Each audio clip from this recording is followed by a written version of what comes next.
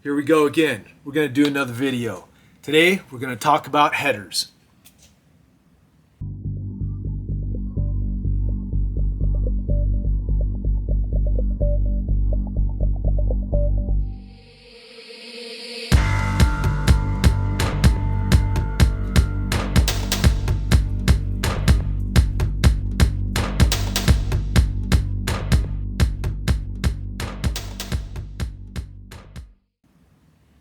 I went looking for headers. There's no headers out there. There's no big volume headers to fit my car, my chassis, my stock front end 64 Fury.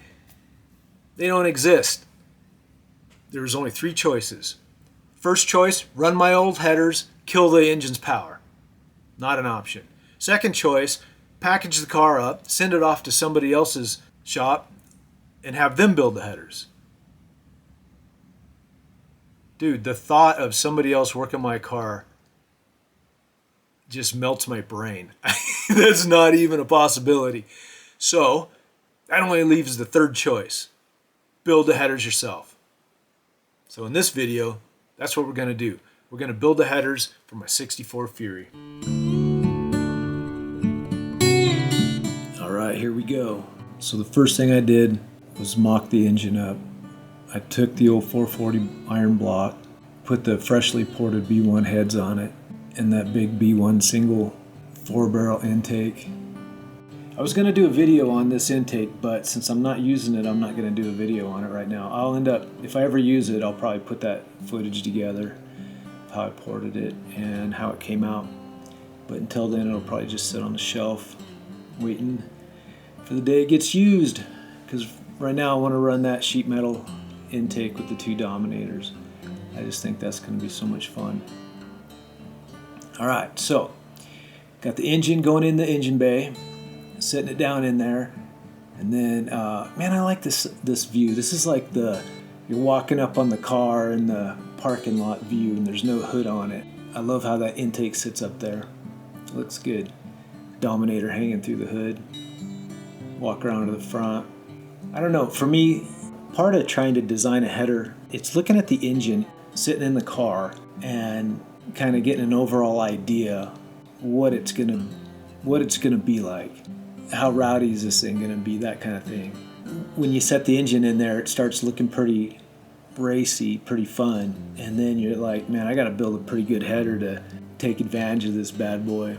In this picture, you can see where the headers used to run through the fender wells right there. Those were the old Hooker Super Comp 2-inch big block A-body headers. I put those on the Fury back in about 2002, I think, after having every freaking header known to man on this thing. I like this view of the front of the engine sitting in there on the motor plate. That B1 intake drops in on the top of that big tall cylinder head. It looks cool. I like that look. All right, next thing we got to do is we got to figure out materials. What do I need to build these headers? What do I got to do? A couple things come to mind there.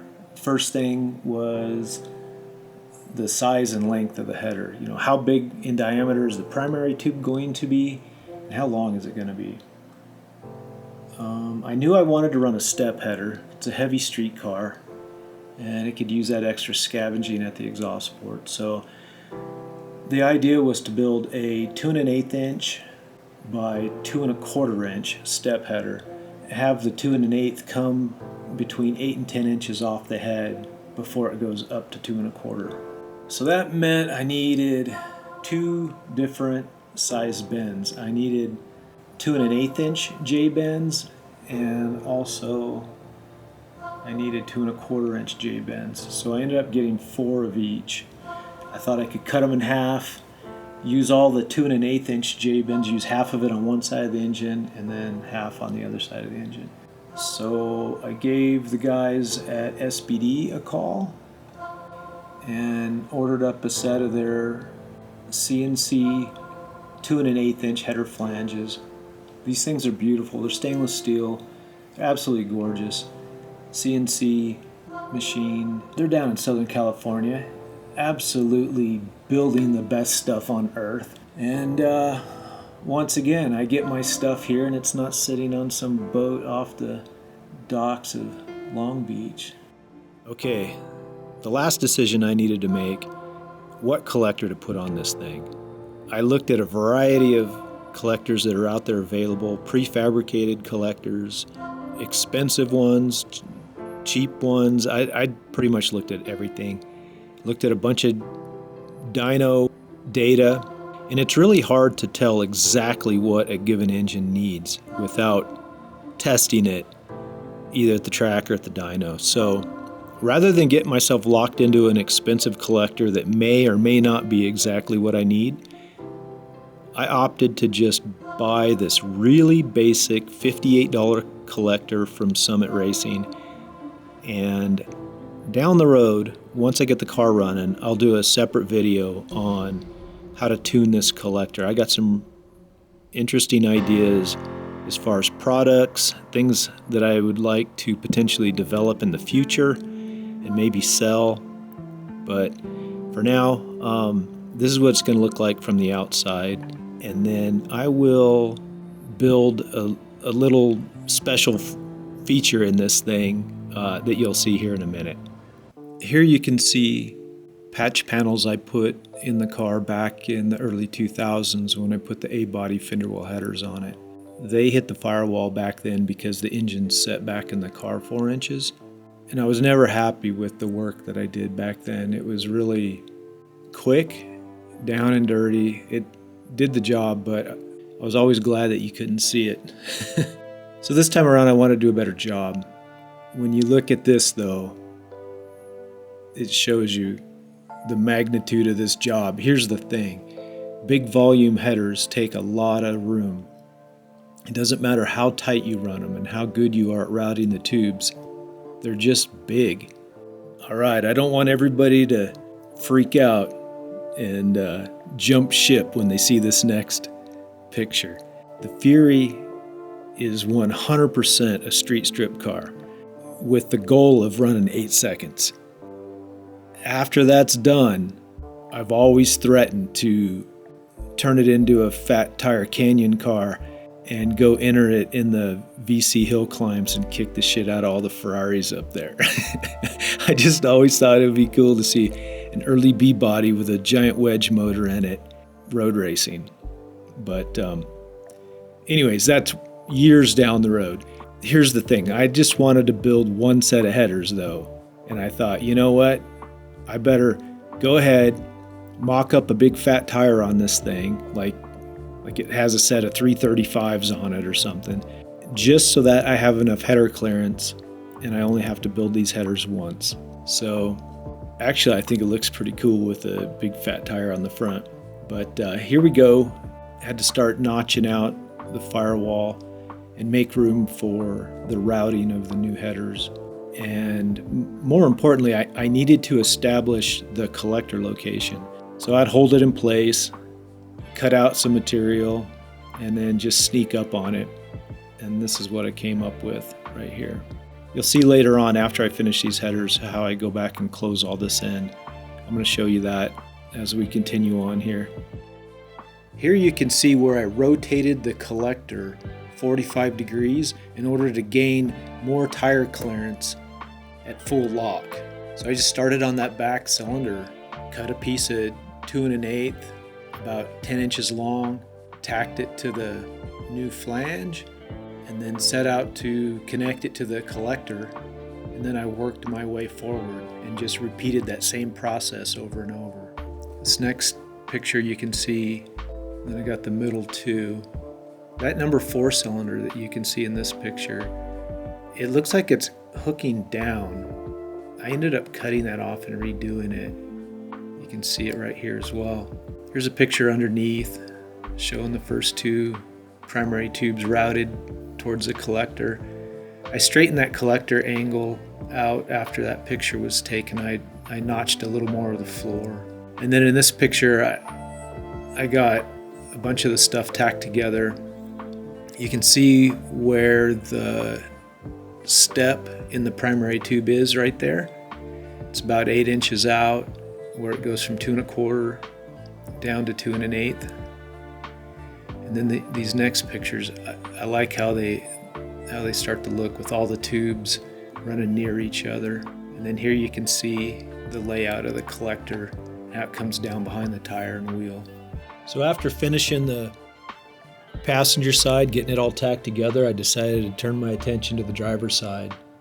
I saved that side for last because it's a little harder. I had to go around the steering shaft and I had to go around the brake master cylinder. That back number 7 cylinder was tough. It was tough to get around, up and over the steering shaft, and then under and past the brake master cylinder. But once I got that back cylinder done, the other 3 went pretty smooth. I just got them all sectioned and tacked and laid out. But then what happened was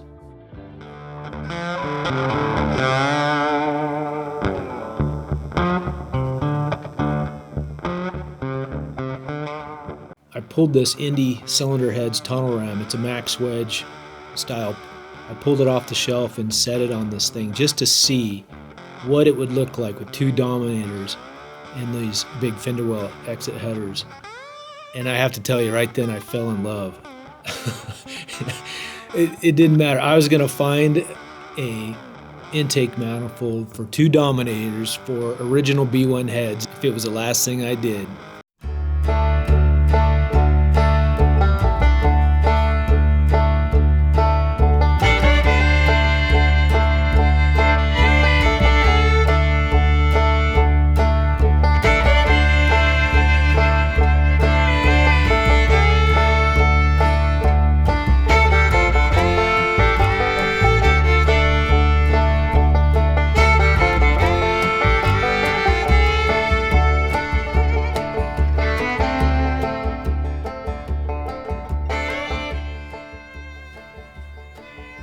All right, what do we got to do next?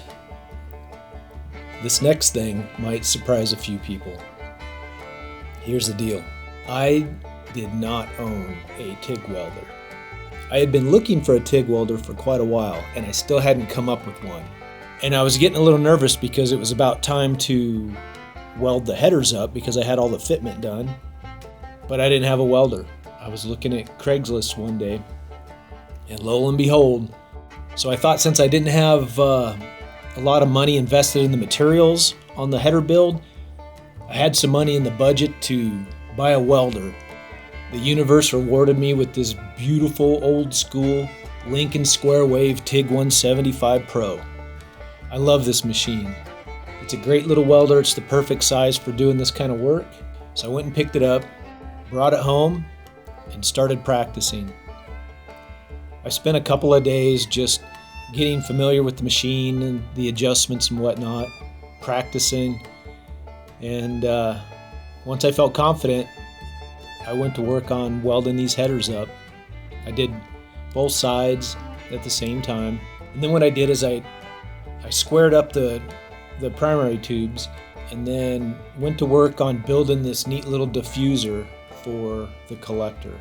It's just a little pulse wave diffuser, pretty common in modern type headers. I just made this little star piece and fitted it in between all 4 tubes, welded it up, ground it down flat, finished the inside of the tubes, and then I started building these diffusers. And what I did is I cut out 8 little pieces of 16 gauge steel in these triangle shapes, and then I hammer formed them on my vise and then just welded them together. I welded 4 in each collector and then ground them down. And then after that was done, I was able to slip the collector on and then weld it up. So once that was done, it was time to close in the big holes in the driver and passenger footwell area. I just started making these panels one after another and then welding them in, get them all tack welded in, and then eventually I'll come back and seal everything off before I paint it.